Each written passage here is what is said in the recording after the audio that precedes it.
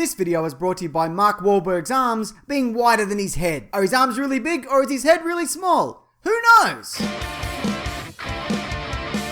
Black Panther's first trailer has arrived, and what a time to be alive. That wasn't supposed to rhyme, but it did. Great start. So as always, we're going to get into the Easter eggs, references, and things potentially missed, including what troubles there've been for T'Challa since we last saw him, the villains that'll be appearing, what's the deal with Wakanda, and so much more. Potential spoilers for all that. Also at the end, there'll be a loot crate giveaway, because that's the thing that happens here every week. You don't have to thank me for it. I find that giving is its own reward. Also, there's a good chance that I might need help from one of you to dispose of a dead body sometime in the future.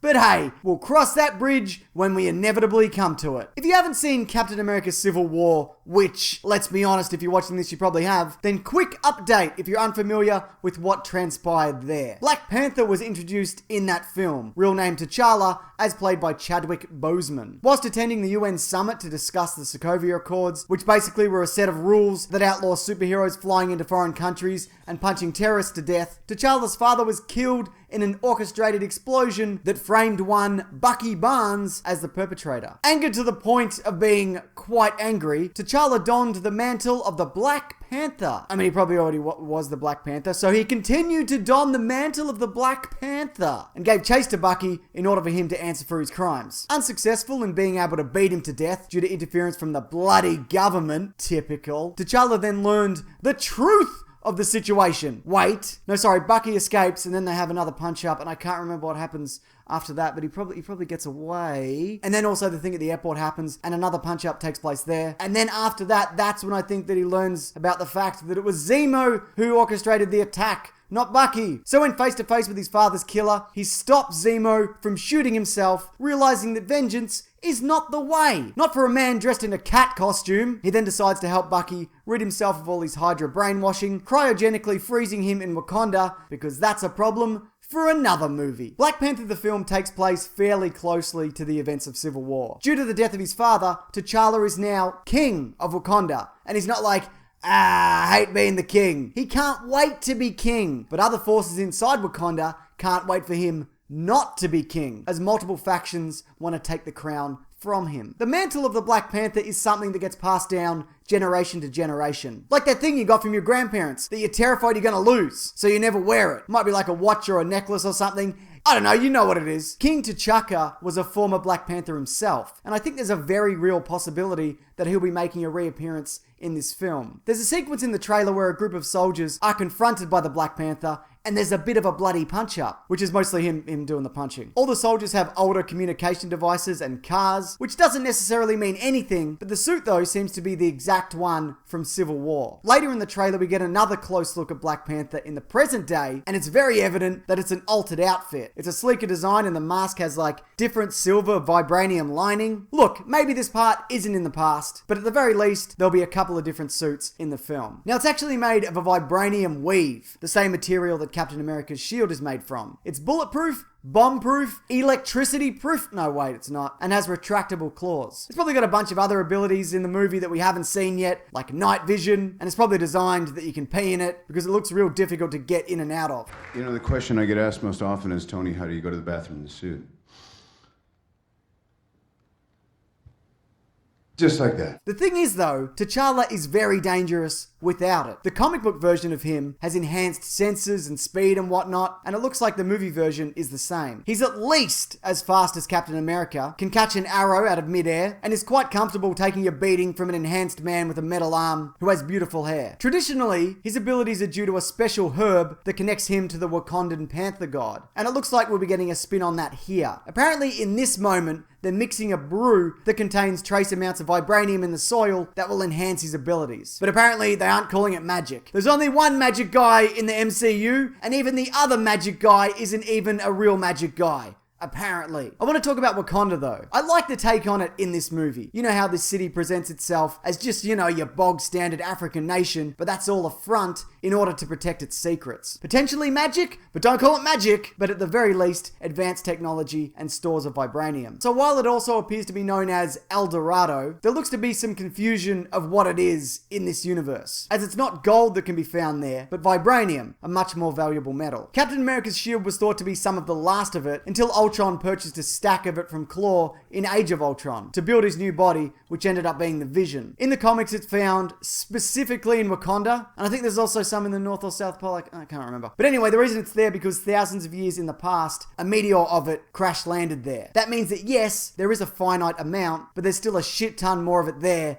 than anywhere else. Kevin Feige has said that this movie deals with Wakanda, an isolationist country meeting the rest of the world. Though Everett Ross seems to have no idea what's actually going on there, in Iron Man 2, it's highlighted on a map behind Nick Fury, meaning that S.H.I.E.L.D. at least must have had some vague clue that something weird was going on in the area. Klaue mentions that he's the one man who's managed to see Wakanda, though for his troubles and the theft of vibranium, he's branded a thief. It looks like he's going to be spending quite a bit of his time trying to get back there. It's been mentioned that he's going to attach an advanced piece of Wakandan mining equipment to his stump for offensive purposes. If it mines vibranium, then it's probably able to damage vibranium. That's what I say. The other villains include Eric Killmonger, exiled from Wakanda for reasons that will be made clear later than this exact second. He appears before a council back on Wakanda, maybe for aiding Klaue. I don't know. Behind him though we see W'Kabi, a loyal advisor to T'Challa, as played by that guy from Get Out. That's a good movie. It appears though Killmonger has to face T'Challa in one-on-one combat, maybe for the throne. And speaking of, at the Coronation Ceremony, all these people in the background you see here are from the various tribes of Wakanda,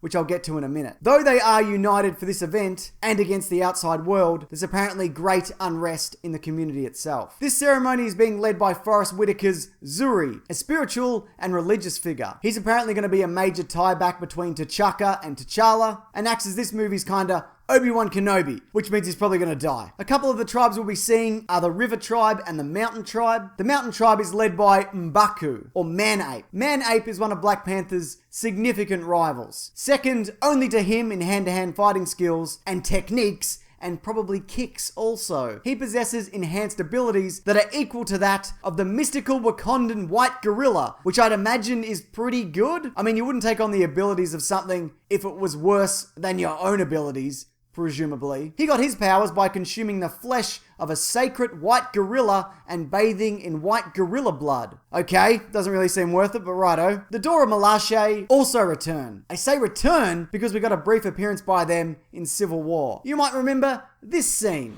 Move, or you will be moved.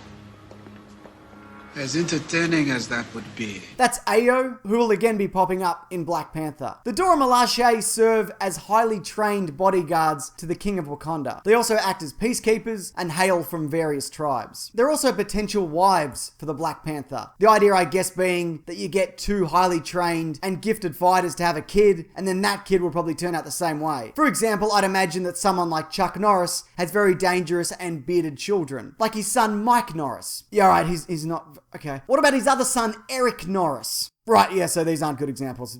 Don't worry about it. Lupita Nyong'o, who you might recognize from The Jungle Book, Star Wars The Force Awakens, and other roles where she plays actual people, as opposed to what looks like a mixture of a goldfish and a dried apricot, is also a member. She's a highly skilled fighter who also acts as a love interest to T'Challa, which means their children could potentially match the might of a Mike Norris. I mean, one day, you know, that's the dream. This is Shuri, the sister of T'Challa, and in the comics she has taken on the mantle of the Black Panther herself. She's heir to the throne until T'Challa makes his own Mike Norris, and in the film she's said to have equal intelligence to that of Tony Stark. She's responsible for various technological advances in the city, including probably these Panther guns. I suspect she also has a hand in his new suit. You see here when he leaps off the car there's some kind of concussive blast. I don't think that was something that the old suit could do. This jet is also known as the Royal Talon Fighter. Maybe she designed that also. You don't know for sure that she didn't. Not yet. How about you come back in Feb when this is out and tell me if I'm wrong. But joke's on you, by then I'll be long dead. Angela Bassett plays T'Challa's stepmother and Shuri's biological mother. In the comics she does, at least, because T'Challa's mother died in childbirth. Now I don't really know much about her role, but if she's anything like the comics, then she's not traditionally from Wakanda, but hails from South Africa. She also appears to be working with Everett Ross, whose role in this film, being a member of the Joint Counter-Terrorism Center, is expanded from what we saw in Civil War. Also, they're in the snow here, and like I said earlier, some vibranium is in either the North or South Pole, I can't remember. Maybe that's what they're doing here. Anyways, when we last left him, he was all,